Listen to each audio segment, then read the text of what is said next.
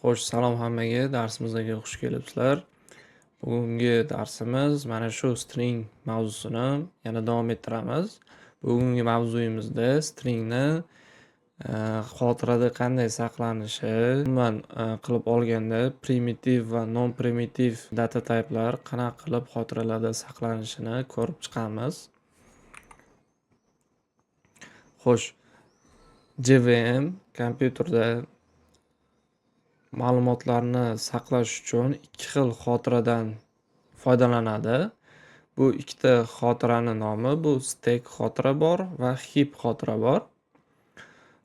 Primitiv data tiplarga misol uchun integer, short, byte kabi yoki character kabi data typelarni saqlashda faqatgina stackni o'zi kifoya bo'ladi. Ya'ni stackni o'zida ham o'zgaruvchini referensi saqlanadi, ham uni ichidagi data typelar saqlanadi. Reference nimaligini hozir ko'rib chiqamiz. Non-primitiv data tiplar, ya'ni obyektlar, string kabi obyektlarni xotirada saqlash uchun JVM ham stack xotiradan ham heap xotiradan foydalanadi. Xo'sh, keling endi mana shu xotira turlarini sketchboardda chizib o'rganib ko'ramiz. Xo'sh, birinchi xotira turimiz bu stack xotira turi. Stack xotira turi. Va ikkinchi xotira turimiz bu heap xotira turi. Heap. Ana yaxshi. Agarda biz primitiv data tipida qandaydir bir o'zgaruvchi yaratadigan bo'lsak, misol uchun integer n deb nom beramiz. Mana shu songa 5 sonini qiymatini assign qiladigan bo'lsak, stackda yangi o'zgaruvchi yaratiladi mana bunday ko'rinishda va mana shu o'zgaruvchini identifiers bilan uni qiymati stack xotirada saqlanadi. Ko'rib turganingizdek, hozir biz primitiv data turiga kiradigan o'zgaruvchi yaratdik va mana shu o'zgaruvchini identifieri ham, qiymati ham bitta stackni o'zida saqlanar ekan. Ana endi keling string yaratib ko'ramiz. String yaratsak qanday xotirada saqlanadi? String yaratadigan bo'lsak, s deb qo'yaman. Hello.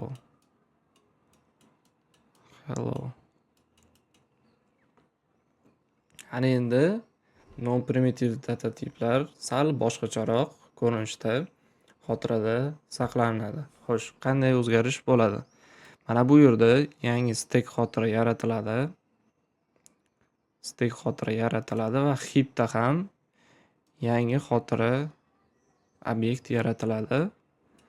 Va heap xotirada mana shu obyektimizni, string obyektimizni datasi aynan heap xotirada saqlanadi.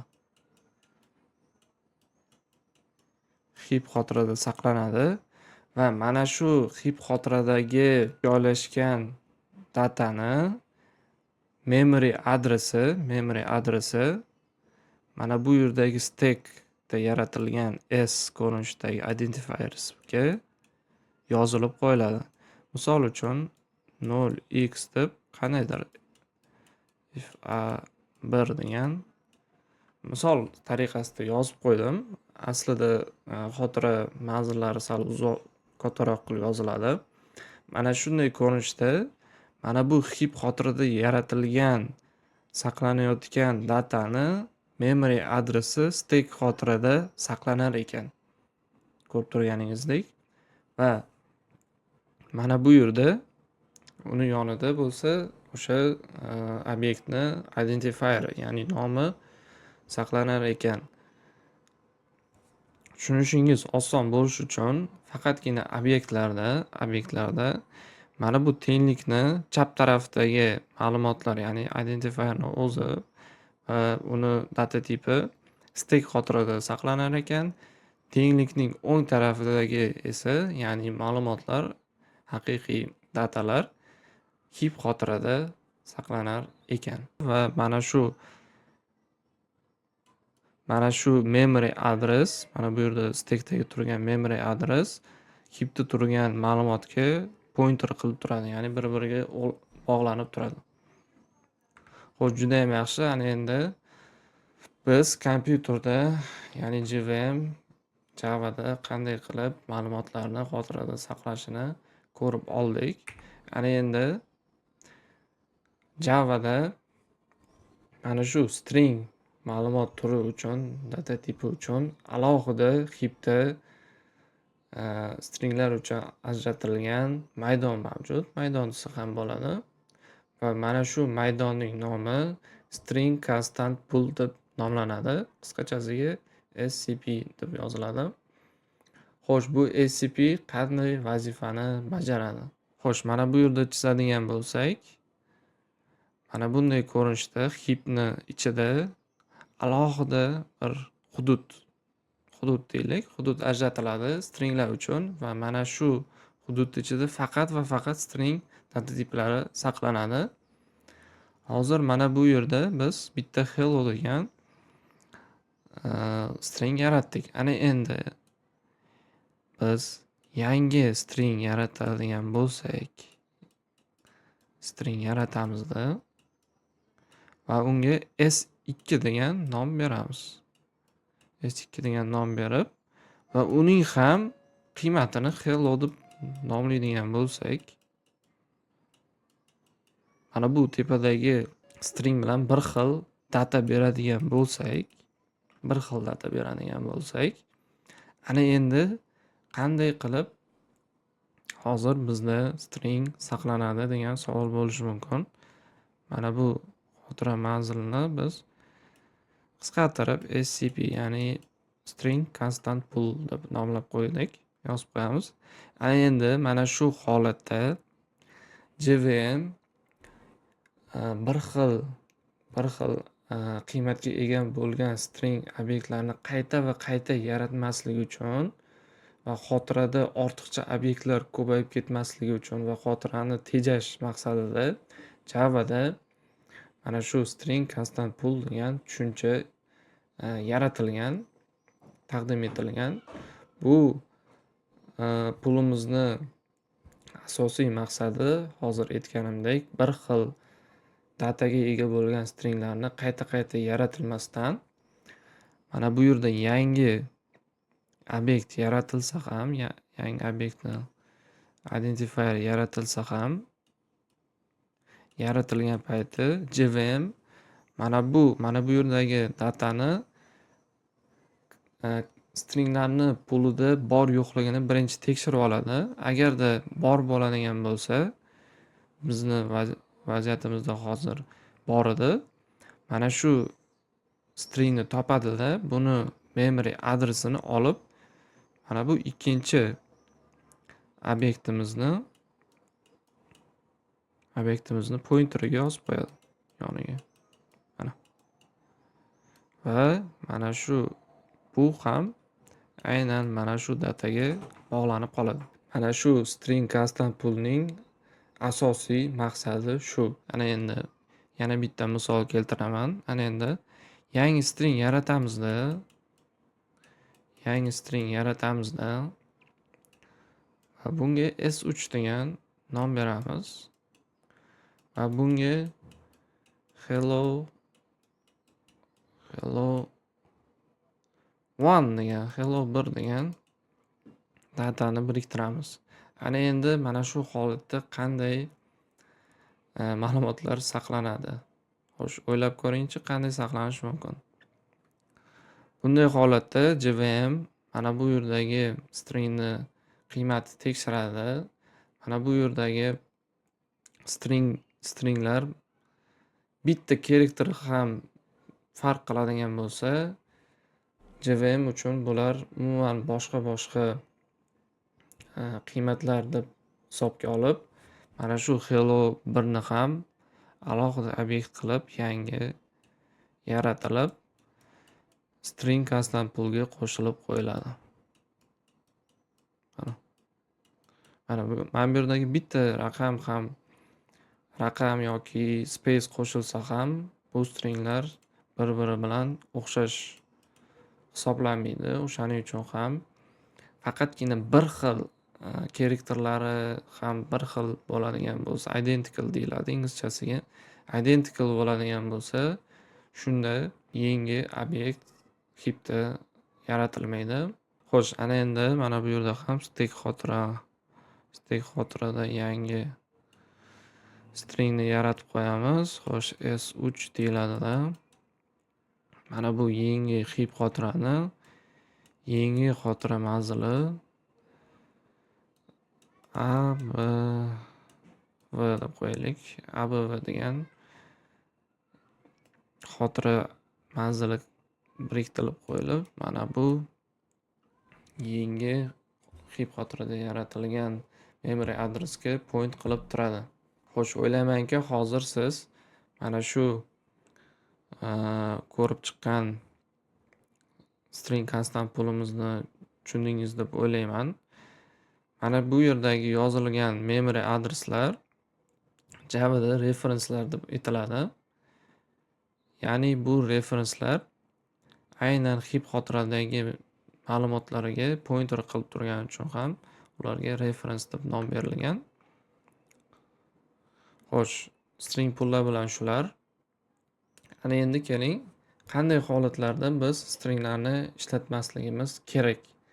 Bizlar stringni birinchi darsda gaplashganimizdek, stringlar immutable hisoblanadi, string klassi. Ya'ni immutable degani stringdan bitta obyekt olindimi, bo'ldi. Mana shu obyektni qiymati umuman o'zgartirib bo'lmaydi. Agarda siz stringni o'zgartirish kiritib va unga yana qaytarib assign qilib qo'yadigan bo'lsangiz, xuddi mana bu yerda misol qilib ko'rsataman.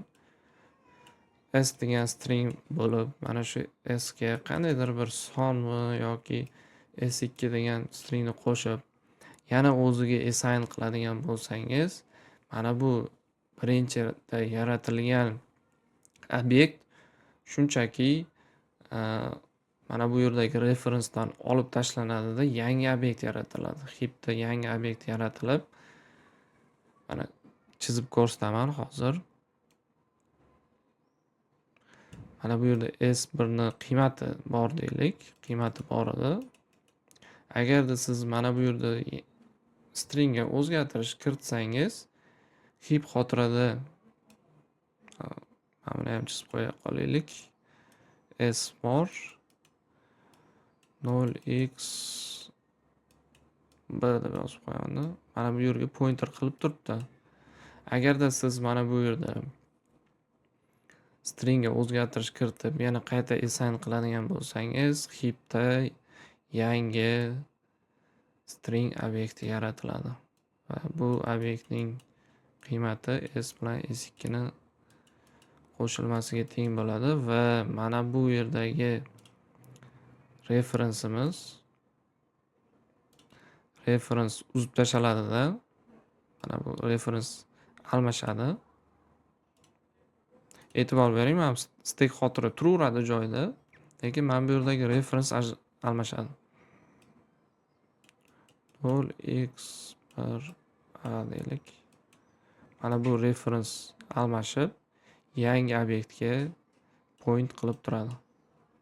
Mana ko'rib turganingizdek, mana bu obyekt shunchaki heap xotirada qolib ketadi va vaqt o'tgandan keyin xotiradan tozalanib tashlanadi. Hozir juda ham yaxshi. Mana shu stringni immutable bo'lganligi tufayli agarda siz looplar orqali string ustida juda ham ko'p amal bajaradigan bo'lsangiz, stringdan emas, string builder yoki string buffer degan klasslardan foydalanishingiz kerak bo'ladi.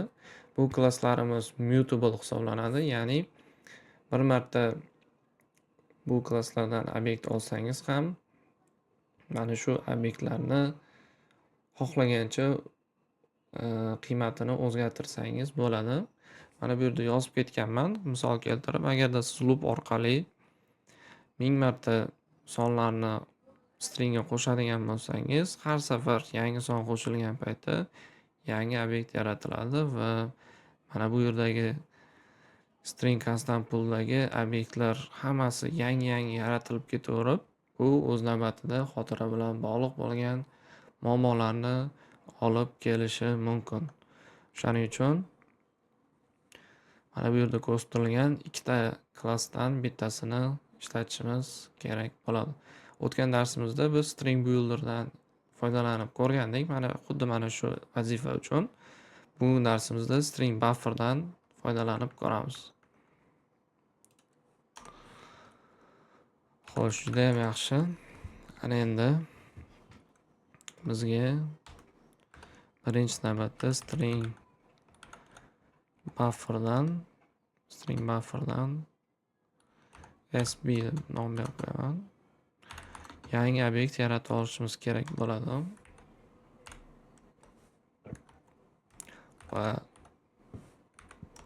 0 dan 100 gacha bo'lgan sonlarni mana shu string bufferimizga qo'shib chiqishimiz kerak bo'ladi. Buning uchun sbni string bufferda append degan metodidan foydalanamiz va mana shu appendga ya'ni ni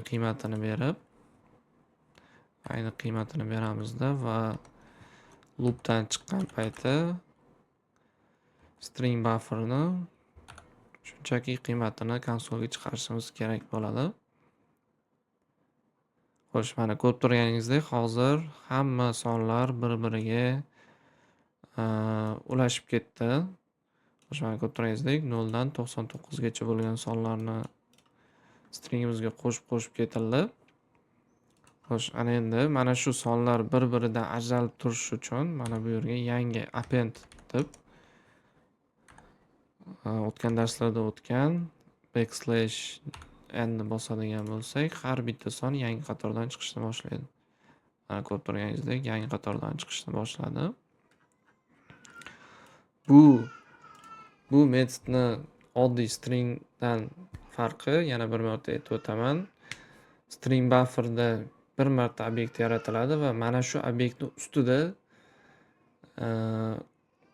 o'zgarishlar kiritiladi. Va boshqa obyekt, ortiqcha obyektlar yaratilmaganligi tufayli agarda string ustidan juda ham ko'p mana shunaqa amallar bajarish kerak bo'ladigan bo'lsa, har doim string bufferdan foydalanishingiz kerak bo'ladi. Xo'sh, bundan tashqari string bufferni bir qancha metodlari mavjud. Bularni ham ishlatib ko'ramiz. String buffer deb yangi string buffer yaratib olamiz. Obyekt string buffer. Mana bu yerda o'zida initialize qilayotgan paytimiz mana shu string bufferimizga qiymat berib ketsak bo'ladi. Tasavvur qilaylik, biz userga shunchaki hello deb have a good day degan message chiqarishimiz kerak bo'ladi. Mana bu hellodan keyin userni ismini kiritib qo'yishimiz kerak. Mana shunday holatda biz string bufferini insert degan metodidan foydalanishimiz kerak bo'ladi. Insert metodi mana bu yerda argumentga berilgan har qanday stringni mana bu string ichiga shunchaki kiritib qo'yadi, insert qilib qo'yadi.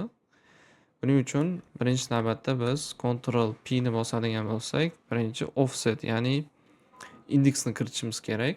Qaysi indeksga stringni kiritib qo'yish kerakligini yozishimiz kerak.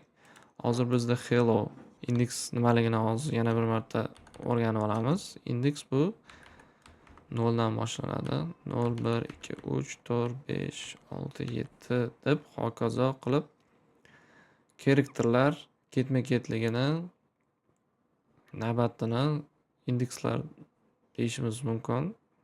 Mana bu yerda 5 ta harf bo'lsa, demak 4-indeks emas, bizga 5-indeksga username'ini, ismini kiritib qo'yishimiz kerak bo'ladi. Mana 5 deb yozamiz va username ismini Aziz deb qo'ya qolaylik. aziz deb qo'yamizda.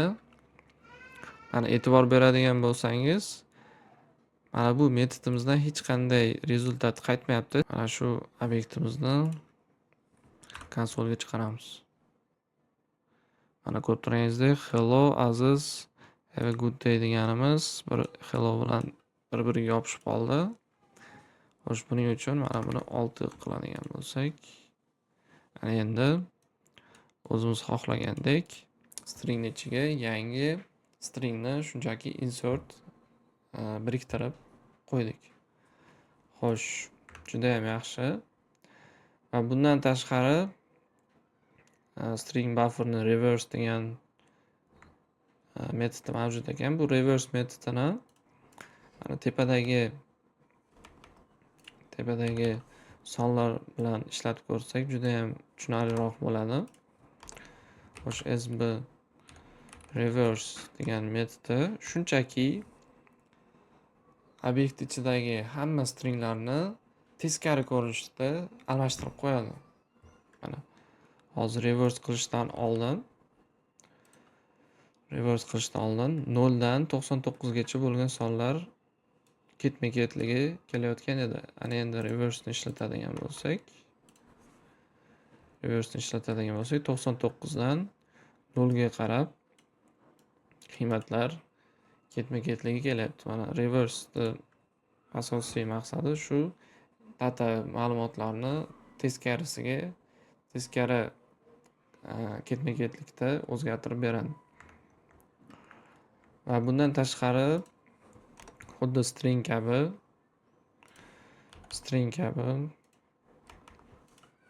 string bufferda ham uzunligini o'lchashimiz mumkin ekan length metod orqali va bu length metod o'zidan integer qaytargani uchun n degan length deylik, length sb mana shu length ya'ni string bufferimizni uzunligini konsolga chiqaramiz. Xo'sh, mana ko'rib turganingizdek hozir mana bu messajimizni uzunligi 27 ga teng ekan. Xo'sh, juda ham yaxshi. Mana bu yerda string bufferga qo'shib string builderni ham yozib qo'ydim. Sababi mana shu ikkita klass deyarli bir xil ishlaydi. Ularning metodlari ham, ishlash prinsipi ham juda ham bir xil. Bu ikkita klassni asosiy farqi string buffer thread safe hisoblanadi. String builder esa thread safe emas. Mana shu asosiy farqi.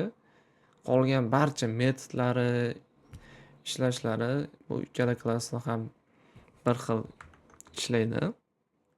Mana bu yerda string buffer emas, string builder qilib o'zingiz ishlab ko'rsangiz ham bir xil natija qaytadi. Xo'sh, bu ikkita klassni farqi deb thread safe deb aytib o'tib ketdim. Hozir thread safe nimaligini hozircha bizga kerak emas, o'rganishimiz. Hozir thread safe'ni ichiga kiradigan bo'lsak, sizga biroz qiyinlik qilib qolishi mumkin. Hozircha bizga kerak emas bu tushunchalar. O'shaning uchun ham shunchaki string buffer bilan string builder bir-biriga juda ham o'xshash ekan. Asosiy farqi string buffer thread safe ekan, string builder thread safe emas ekan deb esingizda yodda tutib keting. Keyingi modullarimizda threadlar nimaligini o'rgangan paytimiz o'zingiz mana shu darsga qaytarib o'rganib ko'rasiz. Xo'sh, ana endi navbatdagi yangi klassimiz bu string tokenizer klassi hisoblanadi. Bu string tokenizer klassi orqali biz string ichidagi har bitta so'zlarni alohida tokenlarga, alohida so'zlarga ajratib chiqishimiz mumkin bo'ladi. Delimiter parametr orqali biz stringlarni qanday qilib kesilib olishini boshqarishimiz mumkin. Va agarda delimiter berilmasa, default delimiter sifatida space characterlarni o'zi avtomatik ravishda kesib olinar ekan. Xo'sh, bu nimaligini hozir yangi fayllar yaratib o'zimiz tekshirib ko'ramiz. String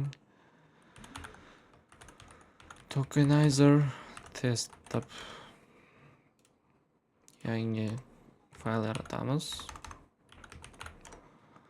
Xo'sh, string tokenizerdan st deb nom berib qo'yaman. New keyword orqali yangi obyekt yaratib olamiz va obyektimizni argumentiga qiymat berib ketsak bo'ladi sразу. Xo'sh, misol uchun Anvar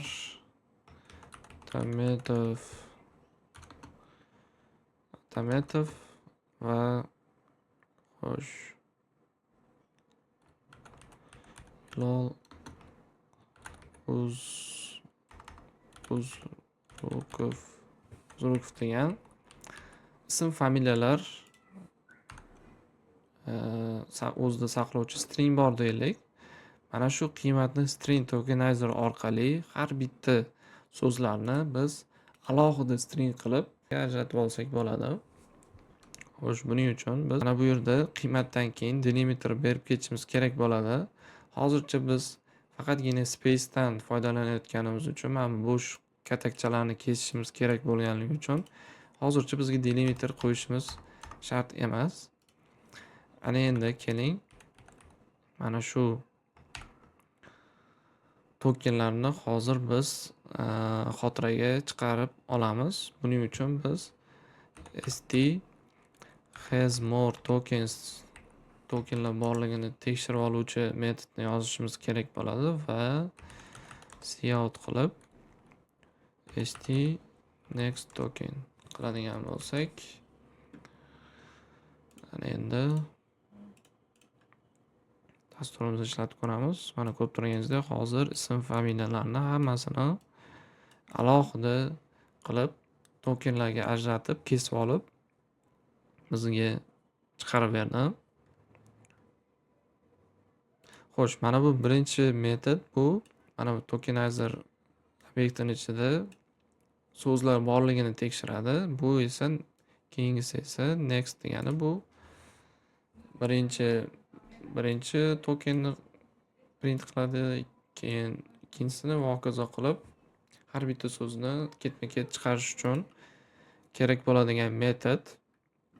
Xo'sh, ana endi biz delimiterdan foydalanib ko'ramiz. Hozir biz delimiterga noto'g'ri stringni ichida yo'q bo'lgan karakterni beradigan bo'lsak, hozir bizni stringimizni kesib bermaydi, mana ko'rib turganingizdek. Mana bu delimiter обязательно stringni ichida bo'lishi kerak, чтобы mana bu tokenizerimiz kesib olish uchun. Mana bu yerga mana bunday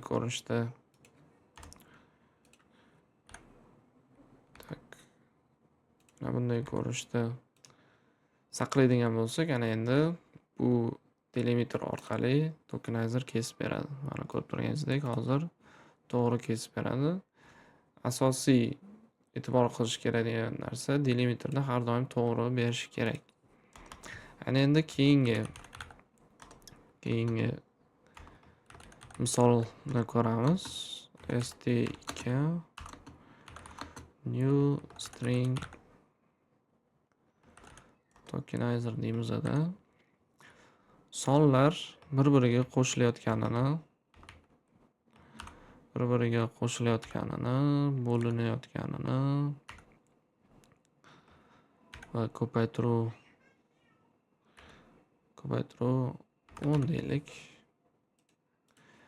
Mana shu stringimizni ichidagi sonlarni alohida kesib olishimiz kerak hozir. Buning uchun delimiter berishimiz kerak. Mana bu kesiladigan karakterlarni delimiter ichiga yozib ketamiz. Xo'sh, plus slash ko'paytiruv belgilarini yozib ketadigan bo'lsak va while loop orqali st has more tokens. Xo'sh, mana bu yerda biroz cout qilamiz. Ana endi st2 next token degan metodni bajaramiz. Xo'sh, vaqtinchalik mana buni umumiy qilib kommentariyaga oladigan bo'lsak, ana endi dasturimizni ishlatib ko'ramiz. Mana ko'rib turganingizdek, hozir bizda sonimiz biroz noto'g'ri chiqib qoldi. Sababi mana buni surgan edim. Ana endi dasturimizni ishga tushiradigan bo'lsak, mana ko'rib turganingizdek, mana bu sonlarning ichidagi bir nechta karakterlarni ham bir vaqtning o'zida delimiter sifatida berib, xohlagancha kerakli bo'lgan stringlarni tokenizer orqali kesib olsak bo'lar ekan. Xo'sh, juda ham yaxshi. Bu string tokenizer klassi legacy klass hisoblanadi. Esingizda tuting, tushuntirib o'tib ketaman legacy klasslar nimaligini. Legacy klasslar bu arxitektura jihatdan eskirgan va o'ziga yangi alternativasi taqdim etilgan klasslarga legacy klasslar deyiladi. Legacy klasslar Java'ning 25-versiyasida ham ishlayveradi. Lekin yangi proyektlar yozayotgan paytingiz legacy klasslardan foydalanib proyekt yozishingiz maslahat berilmaydi. Sababi Java'ning yangi versiyalari chiqayotgan payti mana shu legacy klasslar umuman Java'dan olib tashlanishi mumkin. O'shaning uchun ham yangi proyektlar yozayotgan paytingiz legacy klasslardan foydalanmasdan, misol uchun mana shu string tokenizer legacy klassimizga o'rnini bosuvchi yangi metodlar taqdim etilgan. Misol uchun string klassini split metodi orqali yoki regular expression orqali xuddi mana shu string tokenizer qilayotgan ishni yaxshiroq, tezroq usulda bajarish mumkin. O'shaning uchun ham bu klassimiz legacy klass hisoblanadi. Mana shu legacy klassda nimaga maslahat berilmaydi, lekin ishlanadi deydigan bo'lsangiz, eski sistemalarda mana shu string tokenizer haligacha ishlatilayotgan bo'lishi mumkin. Agarda Oracle mana shu Java'ni yangi versiyasini ishlab chiqaruvchi odamlar mana shu legacy klasslarni olib tashlaydigan bo'lsa, butun dunyodagi tizimlar yoppasiga buzilib qolishi mumkin, ishlamay qolishi mumkin. Shuning uchun ham oldindan mana shunday klasslar legacy hisoblanadi. Чтобы hamma tizimlar sekin-sekin bu legacyga kirgan klasslardan alternativasini foydalanishlari uchun e'lon qilib qo'yiladi. Hozircha biz mana bu split klassi, regular expression haqida keyingi modullarimizda albatta to'xtalib o'tamiz. Hozircha bugungi darsimizda regular expression nimaligini ham hozircha o'rganmay turamiz. Xo'sh, bugungi darsimizda shular. Bugungi mavzuyimizga oid bo'lgan barcha intervyu questionslarni hovliga o'tib o'zingiz ishlab javoblarini topishingiz kerak bo'ladi.